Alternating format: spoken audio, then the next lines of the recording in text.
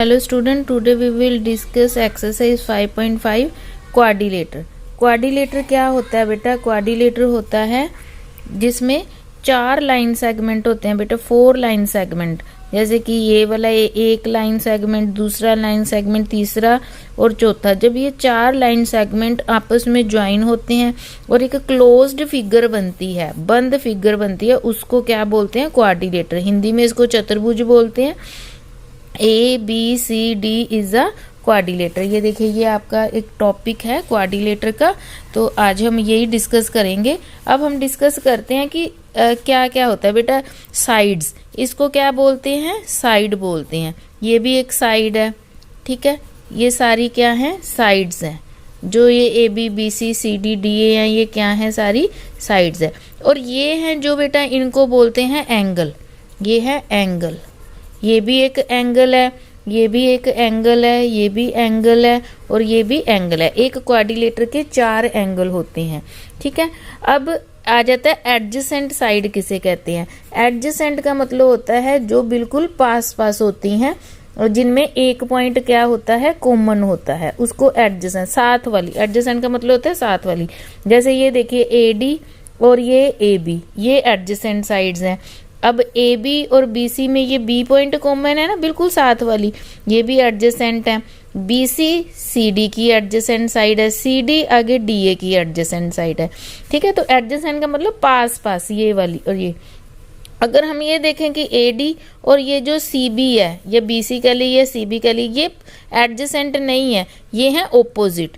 जो आमने सामने होती हैं उनको बोलते हैं ओपोजिट। जैसे ये DC और ये AB, ये जो आमने सामने है इनको क्या बोलते हैं? Opposite side. और ये वाली भी, ये वाली क्या है? Opposite side. बट जो एक साथ पड़ी होती है, जिसमें एक पॉइंट कॉमन आ जाता है, उसको बोलते हैं एडजेसेंट साइड्स, ठीक है।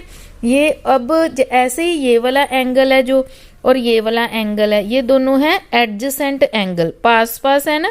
ये angle C angle D angle के एडजेसेंट है, ये पास पास। बट अगर हम D और B की बात करें, जो आमने सामने है, ओपोजिट एंगल बोलते हैं इसको। ऐसे ही A और C को क्या बोलते हैं? ओपोजिट एंगल बोलते हैं, ठीक है।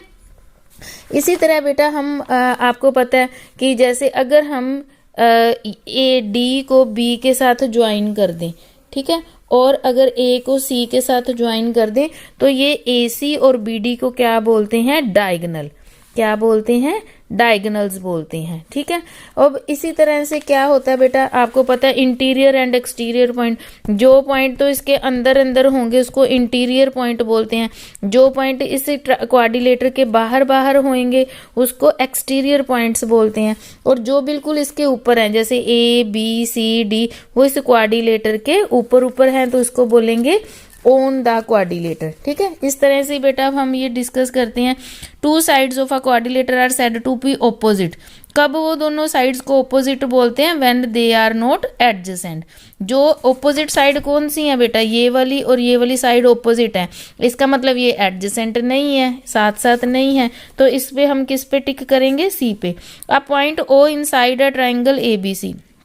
देखिए, ये पॉइंट O ले लिया हमने ABC के। In how many triangle will the triangle ABC be divided?